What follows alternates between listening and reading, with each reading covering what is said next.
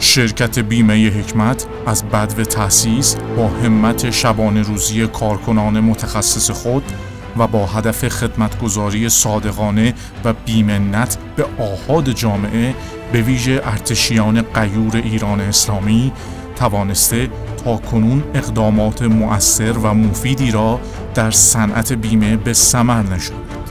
اکنون در سومین سال فعالیت برانیم تا با طراحی خدمات بیمه‌ای متنوع و استثنایی بر همت خود افزوده و در جهت آسودگی خاطر مشتریان بیمه حکمت و رضایت آنها گام‌های بلندتری را برداریم. شرکت بیمه حکمت از زمان شکلگیری در صنعت بیمه اهداف والا و مهمی را برای خود ترسیم کرد که مهمترین آنها عبارتند از ترویج فرهنگ استفاده از بیمه، افزایش رفاه و آسایش مردم، گسترش شبکه فروش در کشور و فرهنگسازی استفاده از بیمه زندگی که در این راستا سال گذشته دستاوردهای خوبی برای شرکت حاصل شد. مهمترین اقدامات و دستاوردهای بیمه حکمت: افتتاح شعب جدید بیمه حکمت در شهرهای قزوین، رشت، رامسر، کرمان، قم، کرج و بندرعباس. اجرای طرح فروش آنلاین بیمه نامه آتش سوزی. اخذ گواهینامه‌های استاندارد مدیریت شکایت و سنجش رضایتمندی مشتریان. حمایت از 4مین کنگره آسیا پاسیفیک طب نظامی نیروهای مسلح جمهوری اسلامی ایران. حضور مؤثر در نمایشگاه بورس، بانک و بیمه.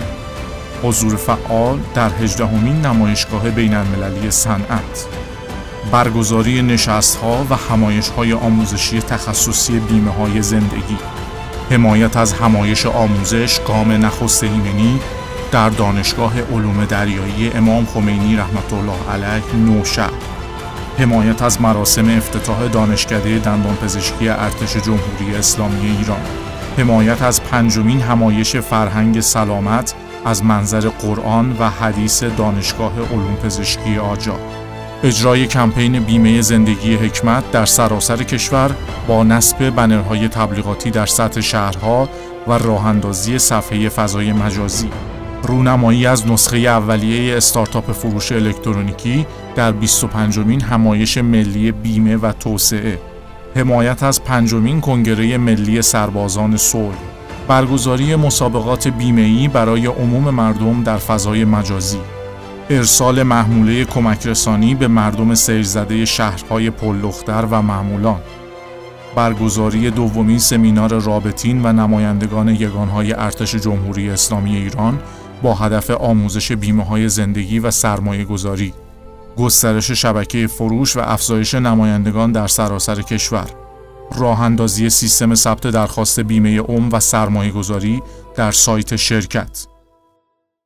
یکی از مهمترین نکاتی که می‌تواند در شناساندن یک شرکت بیمه‌ای خوب کمک کند، توانگری مالی آن شرکت بیمه است.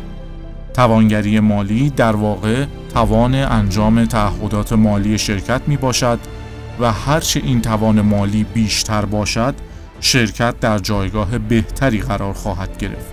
توانگری مالی شرکت‌های بیمه‌ای در ایران دارای 5 سطح است که توسط بیمه مرکزی جمهوری اسلامی ایران تعیین و اعلام می‌شود.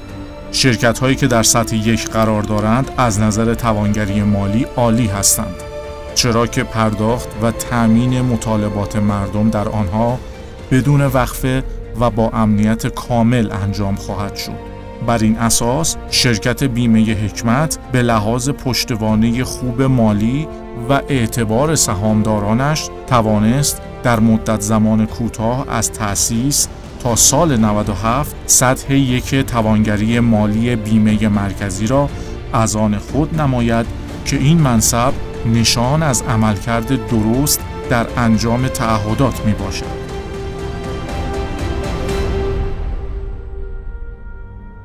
هیچ آرامشی بی حکمت نیست. روابط عمومی بیمه حکمت.